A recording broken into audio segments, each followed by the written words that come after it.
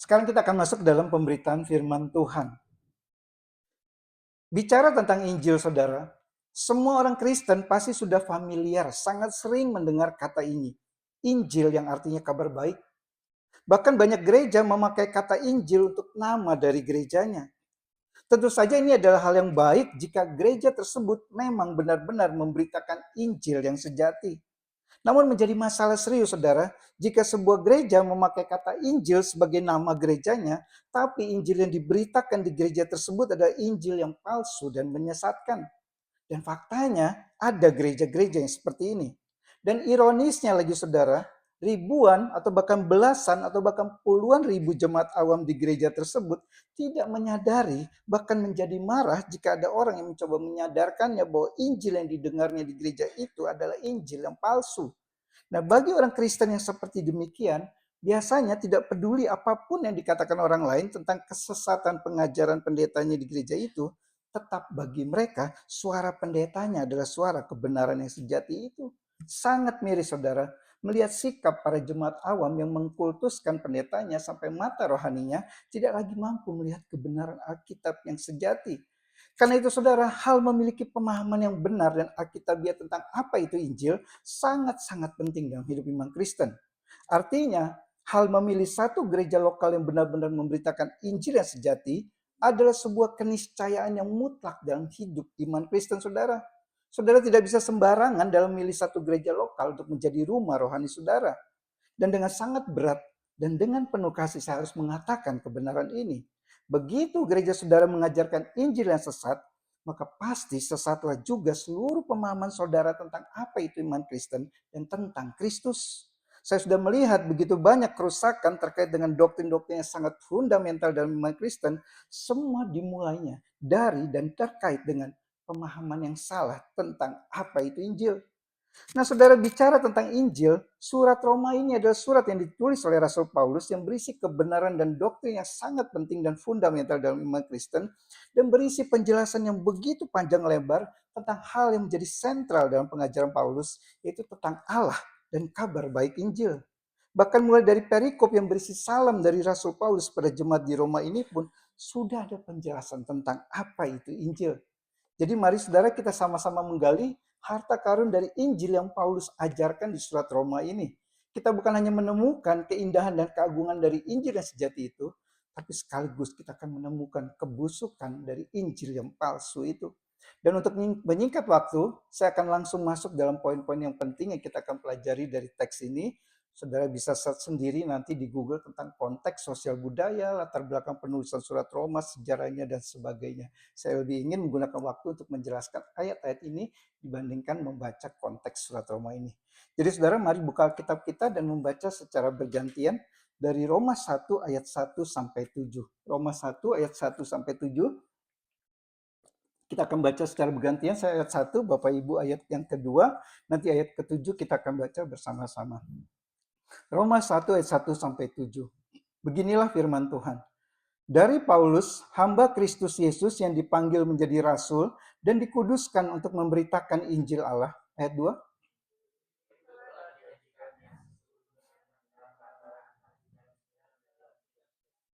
Tentang anaknya yang menurut daging diperanakan dari keturunan Daud,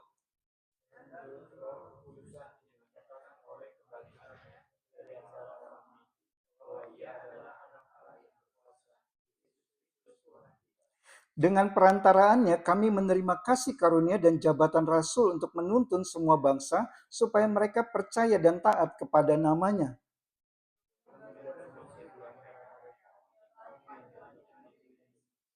Bersama-sama kepada kamu sekalian yang tinggal di Roma, yang dikasihi Allah, yang dipanggil dan dijadikan orang-orang kudus, kasih karunia menyertai kamu dan damai sejahtera dari Allah Bapa kita dan dari Tuhan Yesus Kristus.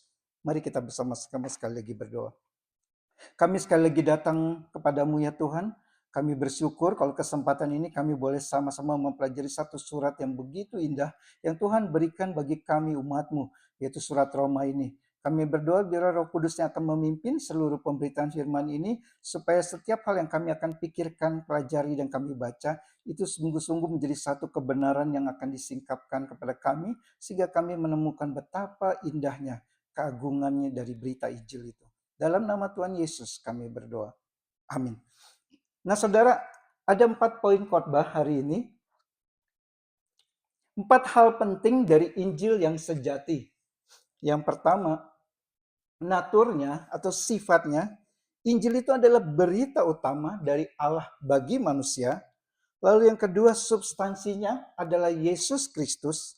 Dan yang ketiga, respons terhadapnya adalah mempercayai dan taat. Dan yang keempat, berkatnya adalah status yang baru di hadapan Allah. Mari kita masuk saudara ke poin yang pertama. Natur Injil adalah berita utama dari Allah bagi manusia. Nah saudara, segala sesuatu dalam dunia ini memiliki natur atau sifat. Manusia punya naturnya, makhluk hidup lainnya, hewan-hewan pun punya naturnya, tumbuh-tumbuhan punya naturnya.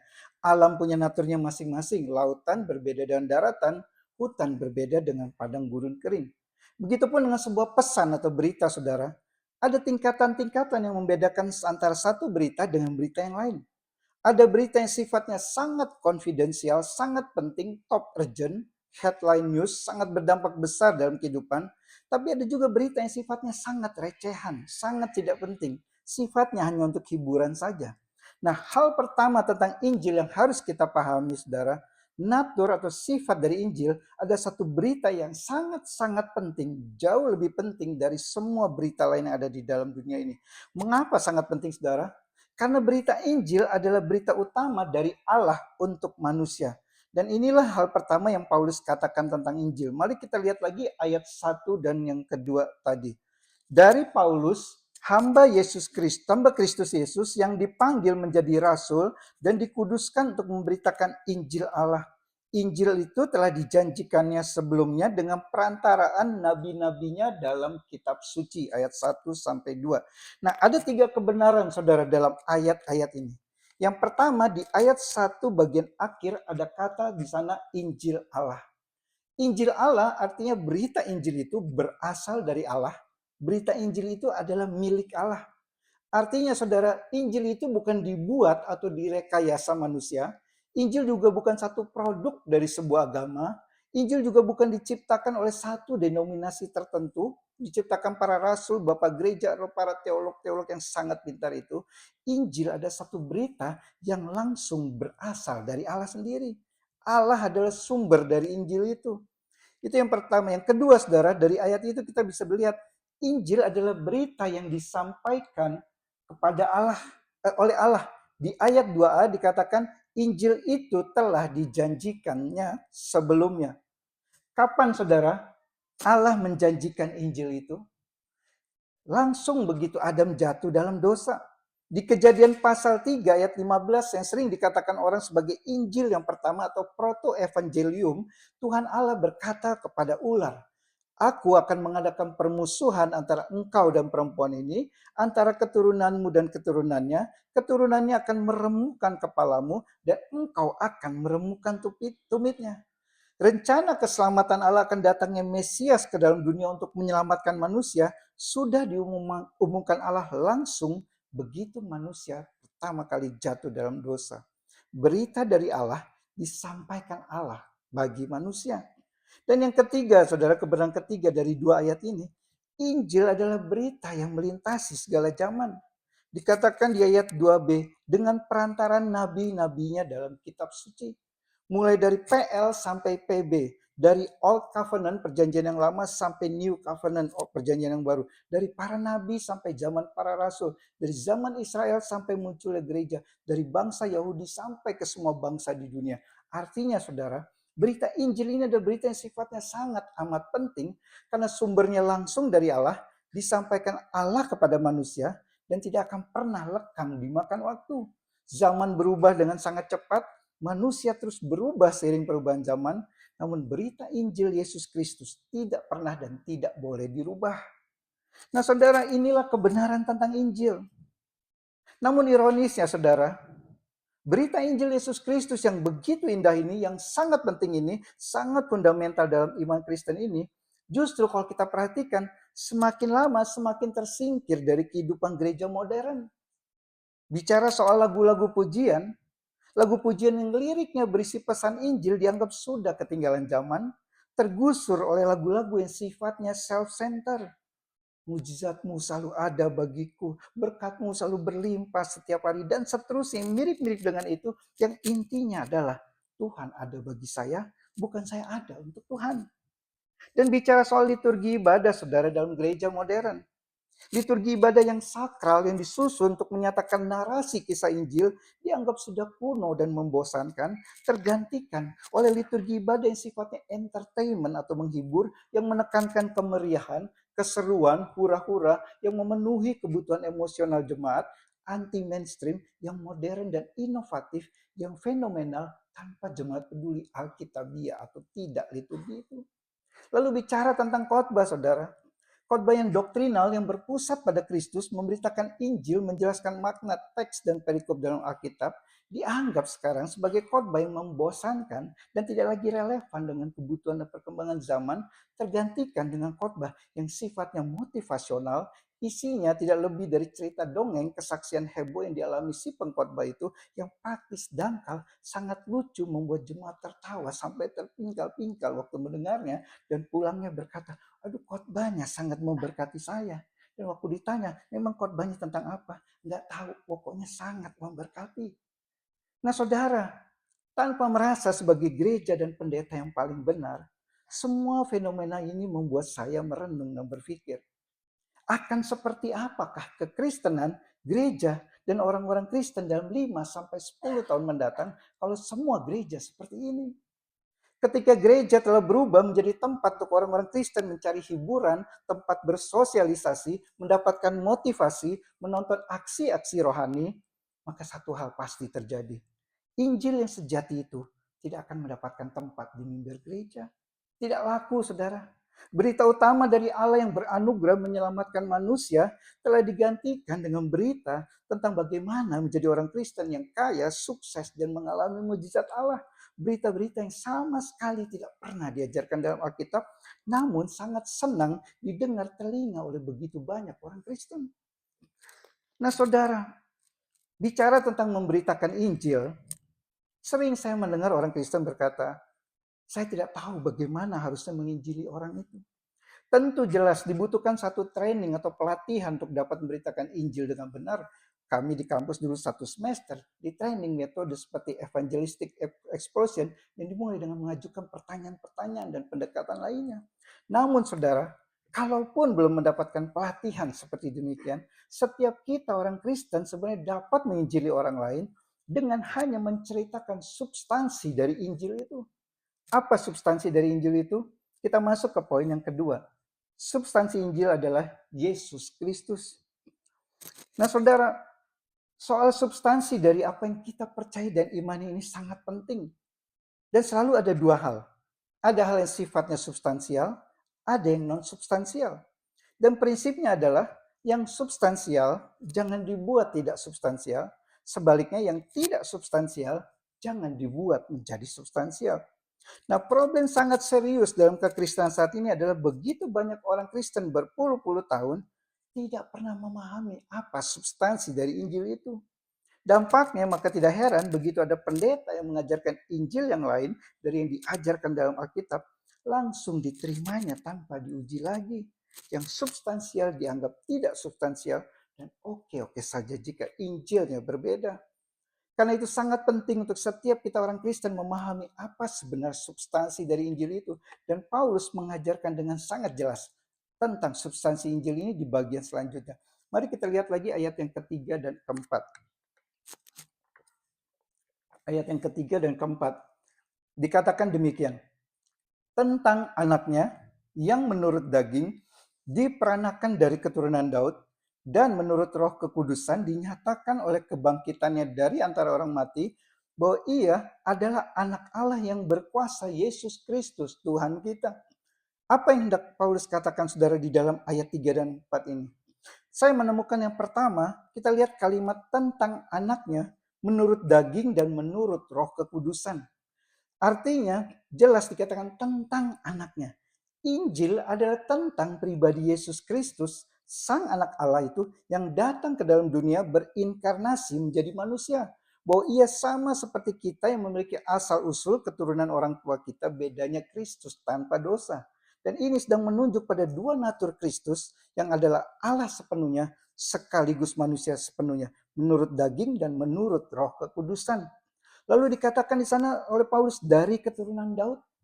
Paulus hendak menegaskan status kemesiasan Yesus, di mana Mesias dinubuatkan akan lahir dari keturunan Raja Daud. Jadi jelas Yesuslah Mesias yang dijanjikan Allah itu. Lalu kebenaran yang kedua, saudara, di dalam kalimat dinyatakan oleh kebangkitannya dari antara orang mati. Artinya, kalau yang pertama Injil adalah tentang pribadi Kristus, yang kedua Injil adalah tentang karya Kristus di salib. Tentang Kristus yang mati di salib bagi penebusan dosa manusia, yang kemudian bangkit kembali dari kematiannya, mengalahkan kuasa maut dan kematian. Dan kebenaran yang ketiga dari kalimat itu adalah waktu kalimat terakhir, Yesus Kristus Tuhan kita. Artinya saudara, Injil adalah tentang Kristus yang adalah Tuhan. Tiga hal ini saudara. Injil adalah tentang pribadi Kristus, Injil adalah tentang karya salib Kristus, dan Injil adalah tentang ketuhanan Kristus. Inilah substansi dari Injil, inilah isi dari berita Injil, saudara. John Stott, seorang teolog reform terkenal dari Inggris, dia berkata demikian. Saya langsung ke bahasa Indonesianya, ya, itu bahasa Inggrisnya seperti itu. John Stott katakan demikian. Pribadi dan karya Kristus adalah batu karang yang di atasnya agama Kristen dibangun. Jika dia bukan seperti yang dia katakan, dan jika dia tidak melakukan apa yang dia katakan dia datang untuk melakukannya, maka fondasi akan rusak dan seluruh struktur yang luar biasa dari kekristenan akan runtuh. Ambillah Kristus dari kekristenan dan Anda akan menghancurkannya. Hampir tidak ada yang tersisa. Kristus adalah pusat kekristenan, yang lainnya adalah lingkaran di sekelilingnya.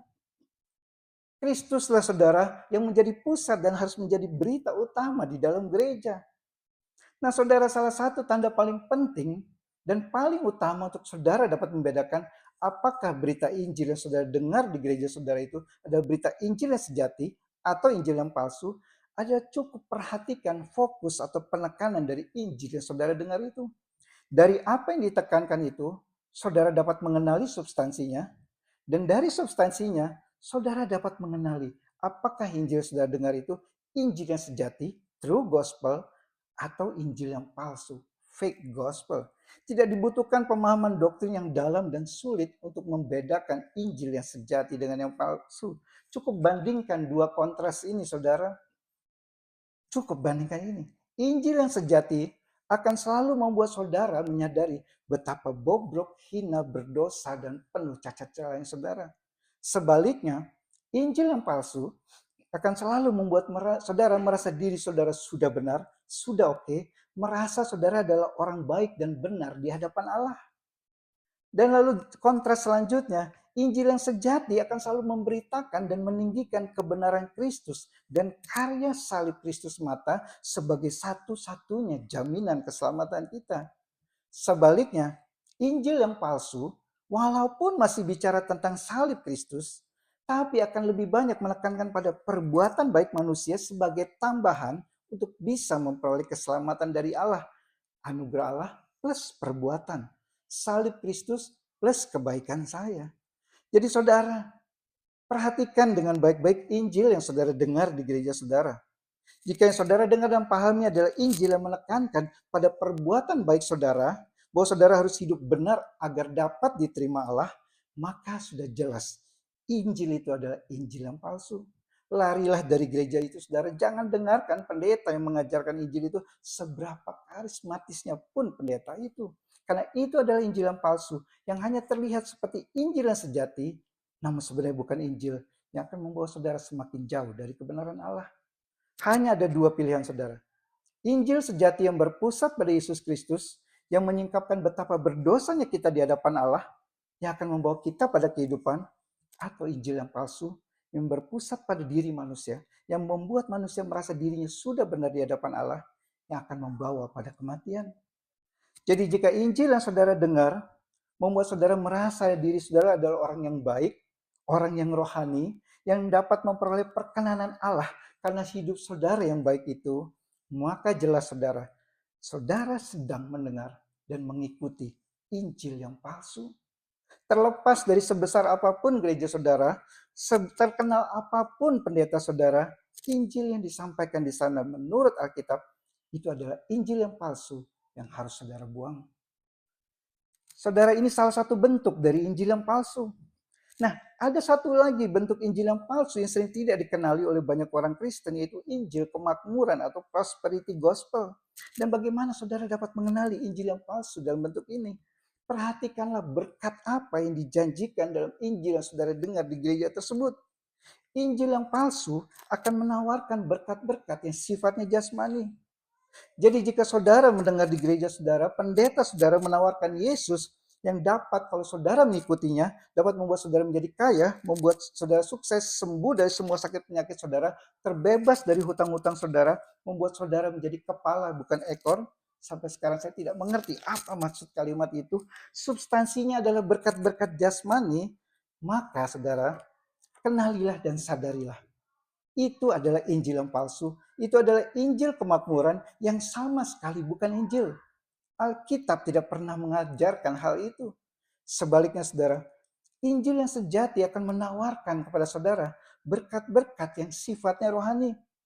Jadi jika saudara yang saudara dengar waktu ibadah di gereja setiap minggunya dalam lagunya, liturginya, khotbahnya, semua tentang Yesus Kristus yang telah mati di atas kayu salib menanggung dosa, serta hukuman dosa saudara dan saya atas tubuhnya, yang karena pengorbanan tersebut maka dosa kita dihapuskan, dan Allah melihat kita sebagai orang benar di hadapannya karena karya Kristus, bahwa ada berkat-berkat rohani di dalam Kristus, seperti mengalami transformasi hidup menjadi makin serupa dengan Kristus pada waktu kita berbagian dalam penderitaannya, dan ada mahkota hidup kekal di surga tersedia bagi mereka yang percaya dan setia mengikuti Dia, yang substansi semuanya adalah berkat-berkat rohani. Jika itu yang saudara dengar di gereja saudara, maka bersyukurlah saudara. Saudara sedang mendengarkan berita Injil yang sejati. Apapun juga denominasi gereja saudara, apapun juga nama gereja saudara, itu adalah Injil yang sejati. Berita Injil yang sejati adalah berita tentang kasih Allah bagi kita orang-orang yang sangat berdosa ini, sehingga Ia mengirimkan Kristus untuk datang ke dalam dunia, mati di atas kayu salib bagi penebusan dosa kita. Titik sampai di situ. Yesus yang harus gereja beritakan setiap minggunya adalah Yesus Kristus yang mati di atas kayu salib menanggung hukuman dan murka Allah dosa-dosa manusia, yang melalui kematiannya Ia menebus mereka yang percaya kepadanya. Pengorbanan Kristus satu kali untuk selama-lamanya sudah cukup untuk menghapuskan seluruh dosa kita. Hanya Kristus satu-satunya jalan keselamatan. Allah tidak menyediakan jalan yang lain di luar dari Kristus. Inilah isi dan substansi dari kabar baik Injil itu. Tidak boleh ditambah, tidak boleh dikurangi. Jadi saudara, pertanyaannya sekarang kepada saudara, Injil seperti apa yang saudara dengar diberitakan di gereja saudara setiap minggunya? Yesus yang mana yang saudara dengar diceritakan di gereja saudara? Injil yang lain, Yesus yang berbeda mungkin. Bungkusnya bisa terlihat sama, tapi isinya dan substansinya bisa sangat berbeda. Bungkusnya bisa terlihat seperti Injil yang sejati, padahal isi dan substansinya sangat jauh dari kebenaran Injil dan dapat membawa saudara semakin jauh dari kebenaran tanpa saudara menyadarinya. Berhati-hatilah saudara, ujilah setiap pengajaran yang saudara dengar. Nah saudara, ini dua aspek sangat penting dari Injil. Injil adalah berita dari Allah, bukan buatan manusia. Injil berisi kisah pribadi dan karya Kristus, bukan soal kebaikan kita. Dan memegang Injil yang sejati ini adalah hal yang baik dan sangat penting, tapi ini belum cukup. Kita perlu memiliki respons yang benar terhadap Injil yang kita dengar itu. Seperti apa respons yang benar? Kita masuk ke poin yang ketiga. Poin yang ketiga, Injil, respons terhadapnya, percaya dan taat. Nah saudara, jika dua hal sebelumnya tadi kita bicara tentang konsep, sesuatu yang sifatnya kognitif atau rasio akal budi kita, tentang pemahaman kita, maka selanjutnya yang perlu kita sadari adalah aspek tindakan nyata. Tentang respon kita terhadap Injil itu. Injil bukan hanya harus kita pahami dengan benar, tapi harus juga kita responi dengan benar. Dan itulah yang dikatakan Paulus di ayat 5b. Dikatakan demikian di ayat 5b. Untuk menuntun semua bangsa, supaya mereka percaya dan taat kepada namanya, kepada nama Kristus. Paulus memberitakan Injil karena Injil adalah penuntun hidup manusia menurut ayat ini. Dan Injil menuntun dengan cara membuat manusia percaya dan taat pada pribadi Kristus yang adalah substansi dari Injil itu. Beberapa Alkitab versi bahasa Inggris mengatakan demikian. To bring the obedience of faith for the sake of his name. Atau membawa ketaatan iman untuk namanya. Ada lagi yang menulisnya, to the obedience that comes from faith. Atau ketaatan yang lahir dari iman. Jadi ada dua macam penafsiran saudara. Ketaatan itu adalah hasil dari iman. Di sini ketaatan itu berbeda dengan iman. Atau yang kedua, iman itu adalah ketaatan. Ketaatan ini adalah iman. Di sini ketaatan sama dengan iman.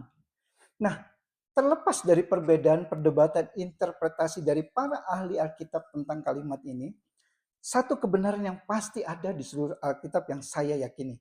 Hanya dibutuhkan iman untuk dapat menerima anugerah keselamatan dari Allah. Tidak butuh perbuatan. Namun pada saat yang sama juga berlaku satu kebenaran. Iman yang sejati, iman yang menyelamatkan itu adalah iman yang menghasilkan ketaatan. Tanpa ketaatan kepada Kristus, maka iman itu adalah iman yang mati. Nah, terlepas dari berbagai perbedaan penafsiran tadi saudara tentang iman dan ketaatan itu, satu hal bisa kita lihat dari kalimat Paulus di ayat ini. Berita Injil adalah berita yang di dalamnya bukan hanya ada undangan anugerah Allah kepada manusia untuk menerima undangan itu, tapi juga ada tuntutan atau perintah Allah agar manusia mendengarnya, meninggalkan ketidaktaatannya, dan serta mempercayai dan mengikuti Yesus Kristus sebagai Tuhan dan Juru Selamatnya. Next, seorang teolog penafsir Alkitab yang sangat baik, Douglas Moo, berkata demikian. Ketaatan kepada Kristus sebagai Tuhan selalu terkait erat dengan iman, baik pada waktu pertobatan awal, waktu membuat keputusan yang tegas dalam mengambil langkah iman, dan dalam relasi yang berkelanjutan dalam iman kepada Kristus. Dengan pengertian ini, menurut Douglas Moo, kata ketaatan dan iman harus dimengerti sebagai dua kata yang saling menginterpretasikan satu dengan yang lain. Ketaatan selalu melibatkan iman, dan iman selalu melibatkan ketaatan. Kedua kata ini dikatakan tidak seharusnya dipisahkan dalam pengalaman hidup seorang Kristen. Paulus memanggil semua orang untuk memiliki iman yang tidak terlepas dari ketaatan karena juru selamat yang kita percaya adalah juga Tuhan yang harus kita taati. Dan dikatakan Douglas Moo itu, kita dapat mentaati Kristus sebagai Tuhan hanya jika kita memiliki iman kepada Dia. Jadi jelas saudara, hanya dibutuhkan iman dalam meresponi Injil, namun iman yang sejati dan hidup adalah iman yang di dalamnya ada penyerahan diri dan ketundukan kepada Kristus. Iman yang membawa orang percaya untuk memuliakan Kristus dalam hidupnya. Iman yang membawa pada ketaatan kepada Kristus. Nah saudara, di sini jelas Injil adalah tentang anugerah Allah, bukan tentang perbuatan manusia. Namun saudara, menghidupi kehidupan yang bersandar pada Injil anugerah Allah tanpa ketaatan kepada Kristus itu sama dengan menjadikan anugerah Allah tersebut sebagai anugerah yang murahan atau cheap grace. Ini adalah sebuah penyalahgunaan anugerah di mana anugerah menjadi satu lisensi atau izin atau pembenaran untuk hidup dalam dosa, tidak tunduk kepada Kristus, dan hidup yang demikian bukanlah hidup yang berdasarkan Injil. Itu bukan hidup yang digerakkan oleh Injil. Karena itu saudara, bagi setiap kita yang sudah memiliki pemahaman yang benar akan apa Injil yang sejati itu, maka pertanyaannya sekarang bagi setiap kita, apakah kita sudah benar-benar mentuhankan Kristus dalam hidup kita? Apakah Kristus sudah menjadi Tuhan dalam keluarga kita, dalam pengaturan keuangan kita, dalam pengaturan waktu kita, dalam usaha pekerjaan karir kita, dalam hidup pelayanan kita, di gereja kita? Apakah Kristus bertahta di atas semuanya itu? Atau diri kita yang bertahta di atasnya? Apakah Kristus hadir dan memerintah di dalam semua aspek hidup kita tersebut, ada di tengah-tengahnya, menjadi pusat atau senternya, atau kita yang menjadi pusatnya, yang memerintah hidup kita? Kristus hanya ada di pinggir saja yang akan kita libatkan jika kita mengalami masalah-masalah dalam aspek-aspek tersebut. Yang mana kita, saudara? Dan faktanya, saudara, mulut kita bisa dengan mudah dan berkata, Kristus adalah Tuhan atas hidup saya. Namun tindakan kita tidak menunjukkan bukti dari klaim kita tersebut. Dan faktanya juga, saudara, seorang Kristen bisa dengan sangat fasih menjelaskan tentang apa itu hidup berdasarkan Injil, tapi tidak lebih dari sekedar sebuah tatanan teologi yang indah untuk diucapkan dan dibicarakan, tapi tidak muncul dalam wujud tindakan nyata dalam hidupnya. Jadi saudara, berita Injil adalah satu berita yang sangat indah untuk didengar. Jadilah kita orang-orang Kristen yang senang mendengar berita Injil yang sejati itu, yang berpusat pada pribadi dan karya Kristus. Namun jangan berhenti di sana, saudara. Mempercayai dan hidup berdasarkan Injil adalah berarti menundukkan diri kita yang sulit ini untuk sepenuhnya ada di bawah ketuhanan Kristus di dalam seluruh aspek hidup kita. Dan inilah iman yang dihasilkan dari kuasa Injil itu. Itu iman yang di dalamnya ada penyerahan diri kepada Kristus. Nah, setiap kita di sini dipanggil untuk menjadi orang Kristen yang memiliki pemahaman yang benar tentang Injil, sekaligus menjalani satu hidup yang mentuhankan Kristus dalam seluruh aspek hidup kita. Sesuatu yang tidak mudah, saudara. Nah, saudara, hal terakhir dalam bagian ini ada satu hal yang sangat indah yang diterima oleh kita yang percaya pada pemberitaan Injil. Paulus menutup perikop ini dengan satu doa dan janji yang begitu indah. Sesuatu yang menunjukkan berkat yang luar biasa yang ada di dalam Injil Yesus Kristus. Kita masuk ke poin yang keempat, yang terakhir. Injil, berkatnya bagi yang percaya, status yang baru di hadapan Allah. Mari kita lihat di ayat yang ketujuh, ayat yang terakhir. Di ayat 7, Paulus memberikan doa berkat kepada jemaat di Roma itu. Kepada kamu sekalian yang tinggal di Roma, yang dikasihi Allah, yang dipanggil dan dijadikan orang-orang kudus, kasih karunia menyertai kamu, dan damai sejahtera dari Allah, Bapa kita, dan dari Tuhan Yesus Kristus. Perhatikan saudara, ada 3 kata kerja pasif di sana. Dikasihi Allah, dipanggil Allah, dijadikan orang-orang kudusnya Allah. Artinya, bagi mereka yang menerima dan percaya pada pemberitaan Injil yang Paulus sampaikan, kepada mereka baik orang Yahudi maupun orang non-Yahudi, yang di Roma maupun di kota-kota lain, Paulus katakan, kamu dikasihi Allah, kamu dipanggil Allah, kamu dikuduskan Allah. 3 hal ini menunjukkan pada satu kebenaran, saudara. Berkat di dalam Injil adalah berkat terkait dengan status kita di hadapan Allah. Bukan berkat kenaikan status sosial ekonomi di hadapan manusia. Kita adalah orang berdosa yang memiliki status baru sebagai orang yang dikasihi Allah, dipanggil Allah, dikuduskan Allah. 3 kata kerja ini sifatnya pasif, Allah lah yang aktif. Jika agama, nextnya, jika agama mengatakan kamu harus mengasihi Allah agar dapat dikasihi Allah, kasih yang transaksional, maka Injil sebaliknya berkata, kamu telah dikasihi Allah, bahkan waktu kamu masih membenci Allah. Relasional. Jika agama mengatakan kamu harus sungguh-sungguh mencari Allah dan terus berusaha untuk datang kepadanya, jika ingin sampai kepada Allah, usaha manusia, inisiatif manusia, maka saudara, Injil mengatakan kamu bisa sampai kepada Allah karena Allah lah yang memanggil kamu. Anugerah Allah, inisiatif dimulai dari Allah.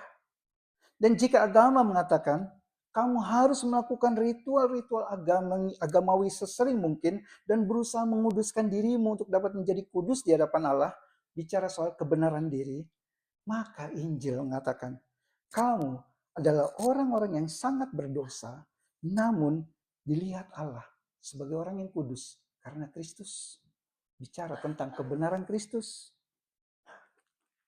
Jadi saudara, pertanyaannya sekarang setelah kita melihat inilah Injil yang sangat berbeda dengan agama, bagaimana semua ini dapat terjadi?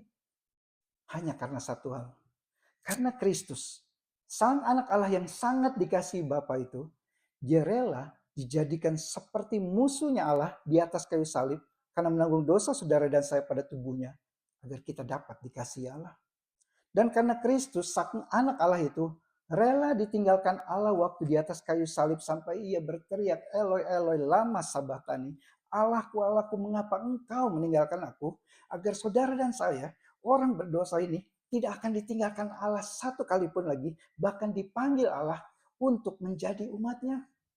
Dan karena Kristus, Sang Anak Allah yang Maha Kudus itu, rela dijadikan Allah berdosa, karena dosa saudara dan saya ditimpakan Allah kepadanya di atas kayu salib. Agar kita yang penuh cacat celah dan lumpur dosa ini dapat menjadi kudus di hadapan Allah. Inilah yang diberitakan di dalam Injil. Hanya di dalam Kristus kita dapat menjadi orang-orang yang dikasihi Allah, yang dipanggil Allah untuk menjadi umatnya, yang telah dan terus dikuduskan Allah. Injil memberikan kepada kita yang percaya kepada Kristus ini, saudara, sebuah status yang baru di hadapan Allah. Kita adalah anak-anak Allah yang akan mewarisi seluruh janji Allah. Jadi saudara, mengingat akan betapa pentingnya berita Injil ini, mari setiap kita kembali berkomitmen untuk memberitakan Injil. Secara pribadi, bagi kita yang sudah mempercayai Injil, mari mengemban tugas pemberitaan Injil anugerah keselamatan dari Allah di dalam Kristus ini bagi mereka yang masih terhilang. Dunia yang gelap dan tanpa pengharapan ini sangat membutuhkan Injil. Dan jika bukan kita yang mengabarkannya, saudara, siapa lagi yang akan membawa Injil itu kepada mereka? Dan mari mengingat juga orang-orang yang kita kenal yang masih memiliki pemahaman yang salah tentang Injil. Masih tidak bisa membedakan mana Injil yang sejati, mana Injil yang palsu. Memang hanya Roh Kudus yang dapat mencelikan mata rohani mereka akan kebenaran yang sejati itu. Namun adalah tugas kita juga untuk menyampaikan kepada mereka seperti apa Injil yang sejati itu. Ini secara pribadi. Dan saya juga mengajak mari secara komunal. Kita bersama-sama mengerjakan pekerjaan pemberitaan Injil melalui gereja ini. Karena Injil adalah berita utama yang harus gereja terus beritakan setiap minggunya sampai Tuhan datang nanti. Setiap kita dapat dan harus berbagian sesuai porsi dan bagian kita masing-masing dalam pekerjaan pemberitaan Injil ini. Dan sambil melakukan semuanya ini, saudara, ingatlah juga untuk tetap menjaga hidup kita sendiri. Agar jangan sampai seperti Paulus katakan, agar jangan sampai setelah memberitakan Injil, kita sendiri ditolak oleh Allah. Dan dalam melakukan semuanya itu, saudara, ingatlah satu kebenaran penting. Kita semua, entah yang sudah memiliki pemahaman yang benar tentang Injil, maupun yang masih memiliki pemahaman yang salah tentang Injil, setiap kita tanpa terkecuali adalah orang-orang yang telah gagal dan akan kembali sering gagal dalam hidup Injil. Artinya, kita semua sama-sama adalah orang-orang berdosa yang sangat membutuhkan Injil. Tidak ada yang perlu dan dapat kita banggakan dalam hidup kita. Injil menyingkapkan kegagalan-kegagalan kita dalam mentaati Allah, sekaligus memberikan pengharapan di tengah-tengah kegagalan kita tersebut. Di dalam Injil kita tahu bahwa walaupun kita sangat sering gagal, ada Kristus yang tidak pernah satu kali pun gagal dalam mentaati Allah. Dan Kristus melakukannya bagi saudara dan saya karena dia tahu kita tidak akan pernah mampu melakukan seperti yang Allah kehendaki. Inilah keindahan dan keagungan dari berita Injil, saudara. Kiranya Roh Kudus menolong kita semua. Amin. Mari kita berdoa. Kami sekali lagi datang kepadamu ya Tuhan. Kami menyadari dan mengakui betapa berdosanya kami, betapa hina, betapa penuh cacat celahnya kami. Ampuni kami kalau kadang kami merasa diri kami adalah orang yang baik di hadapan Tuhan. Kesalahan kami seperti kain kotor di hadapan Engkau. Karena Kristus sematalah kami bisa menjadi orang benar di hadapan Allah. Dan kami sangat bersyukur kalau berita Injil hari ini mengingatkan kami kembali. Kami adalah orang-orang berdosa yang dikasihi Allah, yang dipanggil Allah, dan dikuduskan Allah. Biarlah Roh Kudus menolong kami semua supaya kami bisa menjadi orang-orang Kristen yang bisa menghidupi berita Injil yang begitu agung akan kasih Allah yang begitu besar bagi kami manusia berdosa. Dalam nama Tuhan Yesus kami berdoa. Amin.